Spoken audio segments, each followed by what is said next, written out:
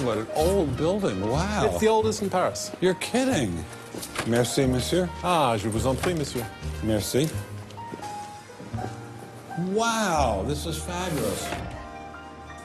Let's put it this way. Before you can ask, is Darwinian theory correct or not, you have to ask the preliminary question, is it clear enough so that it could be correct? That's a very different question. One of my prevailing doctrines about Darwinian theory is, man, that thing is just a mess. It's like looking into a room full of smoke. Nothing in the theory is precisely, clearly, carefully defined or delineated. It lacks all of the rigor one expects from mathematical physics, and mathematical physics lacks all of the rigor one expects from mathematics. So we're talking about a gradual descent down the level of intelligibility until we reach evolutionary biology. We don't even know what a species is, for heaven's sakes. So his theory is smoke, but elegant smoke. There's a certain elegance to it, but, you know, I think Einstein had the appropriate remark. He preferred to leave elegance to his tailor. A room full of smoke? That certainly wasn't what I was hearing from prominent Darwinists like Richard Dawkins. Evolution is a fact. It's a fact which is established as securely as essentially any other fact that we have in science.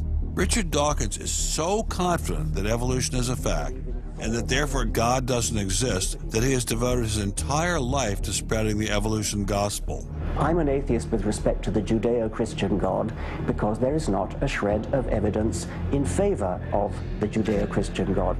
It is completely right to say that since the evidence for evolution is so absolutely, totally overwhelming, nobody who looks at it could possibly doubt that if they were sane and not stupid.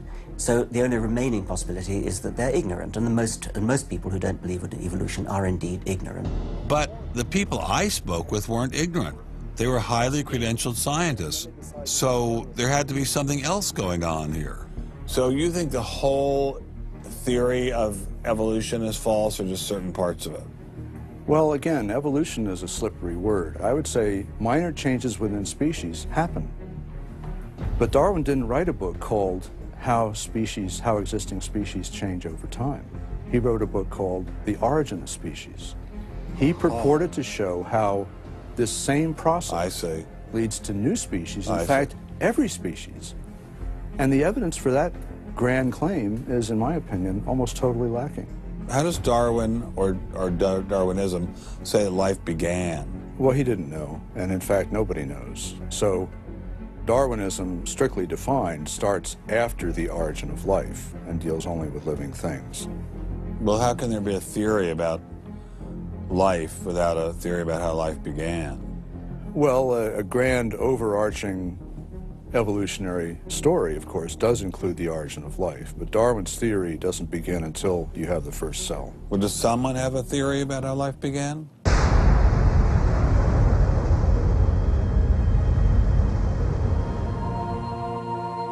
This is the story of a small planet in space called Earth.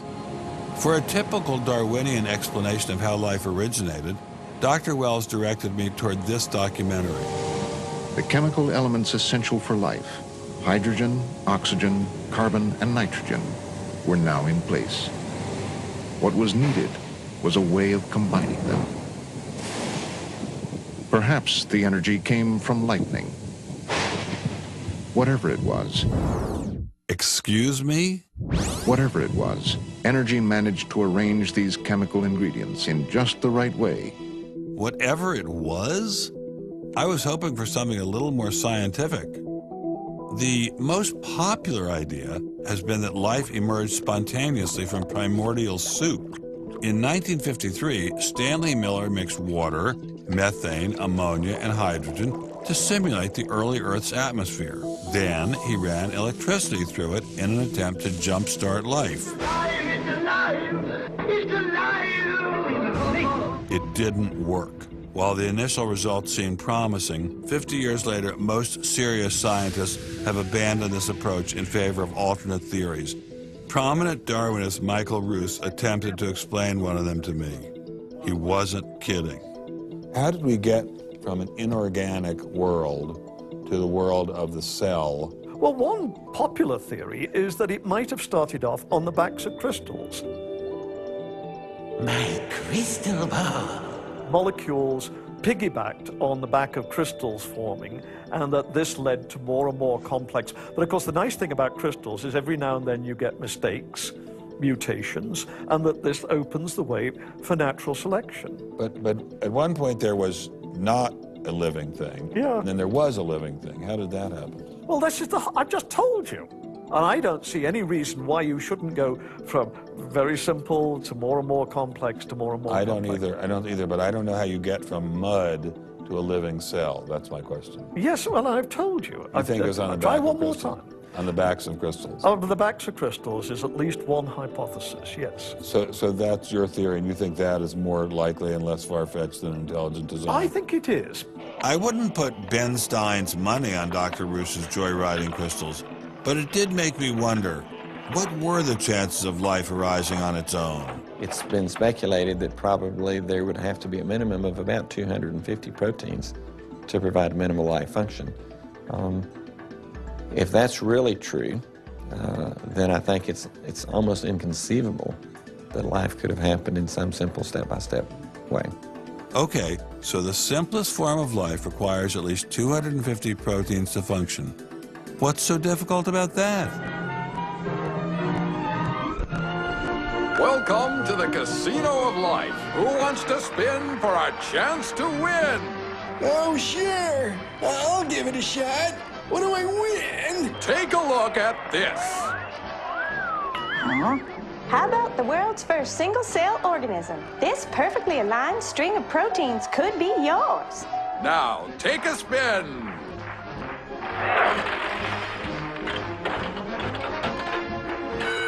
I won. Tina, tell him how many times he needs to do that to win the prize. 250. That's right, folks, and all in the correct order. But that's impossible. We've heard that before, haven't we, Richard? Come on, Mother Nature, do your thing. You stupid machine! I hate you!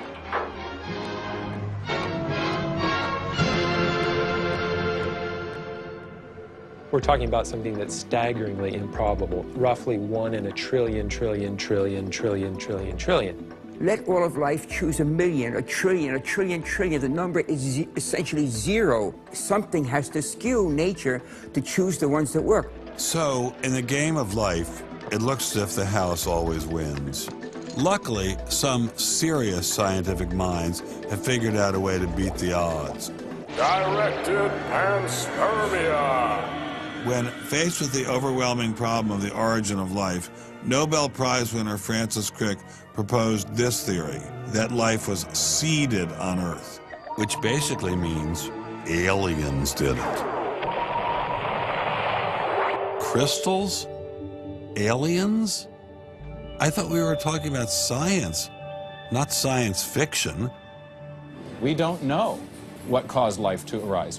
Did it arise by a purely undirected process, or did it arise by some kind of intelligent guidance or design? And the rules of science are being applied to actually foreclose one of the two possible answers to that very fundamental and basic and important question. So the rules of science say we will consider any possibility except one that is guided. Exactly.